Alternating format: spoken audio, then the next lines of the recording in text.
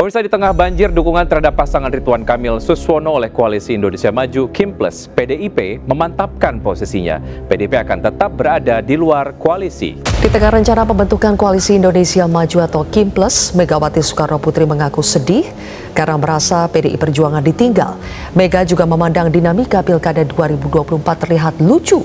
Pasalnya ada bongkar pasang calon yang diatur sedemikian rupa.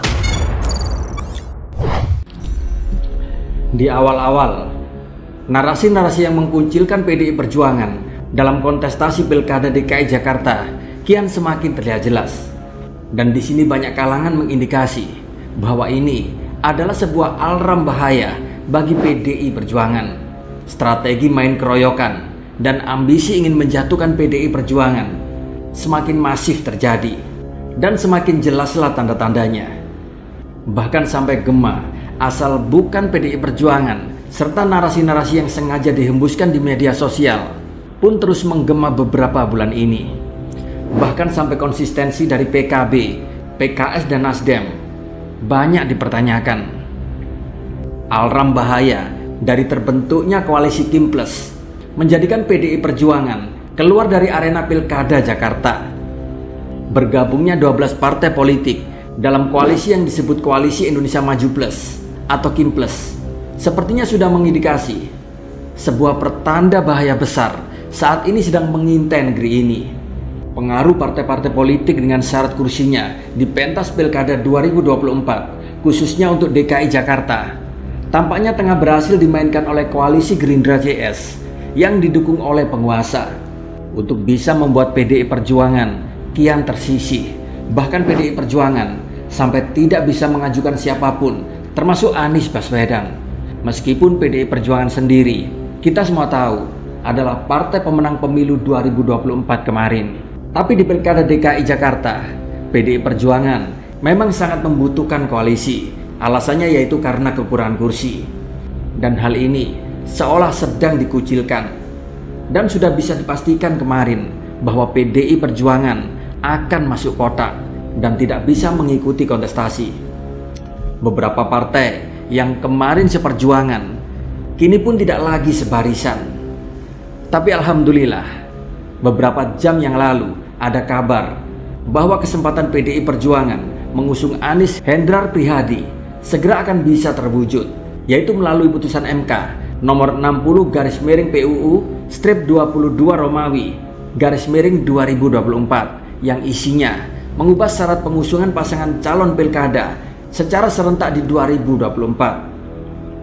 Dalam salah satu putusan tersebut berisi bahwa parpol di provinsi dengan penduduk 6 juta jiwa sampai 12 juta jiwa bisa mengusung calon jika memperoleh suara 7,5%. Maka dengan putusan ini, angin segar bagi PDI Perjuangan untuk maju di kontestasi Pilkada DKI kini pun terbuka lebar. Kemarin memang alarm bahaya sempat dibunyikan karena kita tahu bersatunya 12 partai politik dengan nama Koalisi Indonesia Maju Kim+ membuat rakyat Jakarta mau tidak mau harus memilih atau terpaksa mendukung siapapun calon yang diusung oleh koalisi super gembrot tersebut. Ibarat kata begini, siapapun yang diusung oleh koalisi super gembrot pasti akan menang. Ibarat kata, tidak masuknya PDI Perjuangan dalam kontestasi koalisi gembrot ini hanya akan melawan kotak kosong dari jalur independen. Yang berdasarkan informasi yang saya dapat, hanya sebagai calon boneka, apalagi dilakukan dengan pencatutan KTP-KTP dari warga DKI dengan tanpa izin.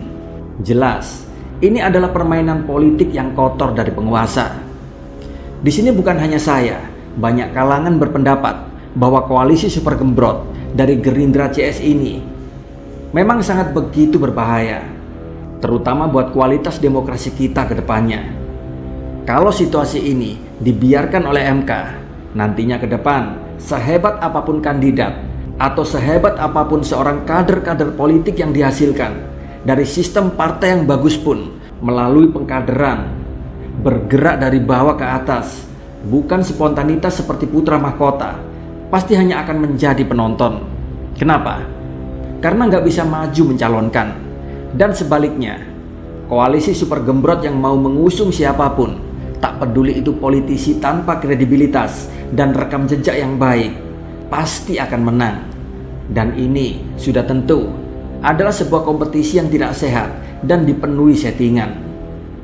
Bahaya lainnya adalah koalisi super gembrot akan membuat fungsi kontrol DPRD akan semakin lemah. Karena sengawur-ngawurnya program yang akan dijalankan oleh kepala daerah pemenang pilkada. Misal nih, gubernur membuat kebijakan bahwa pejabat akan bisa kawin lagi walau sudah punya 3 istri, misal, pasti akan disetujui. Karena apa? Mayoritas suara parlemen daerah telah dikuasai oleh koalisi super gembrot. Dan sebaliknya, anggota parlemen dari partai yang menjadi oposisi pasti akan dianggap sebagai musuh bersama. Tapi sekali lagi, alhamdulillah, rencana pengembosan PDI Perjuangan ini pun akhirnya digagalkan oleh Tuhan. Karena memang ini sangat begitu berbahaya bagi masa depan demokrasi di Indonesia. Dengan putusan MK nomor 60 PUU strip 22 Romawi /2024 ini, walaupun PDI yang single factor akan bisa mengusung calonnya sendirian.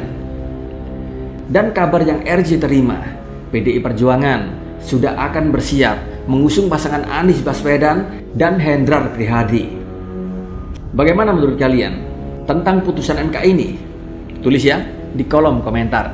Salam dari rakyat jelata.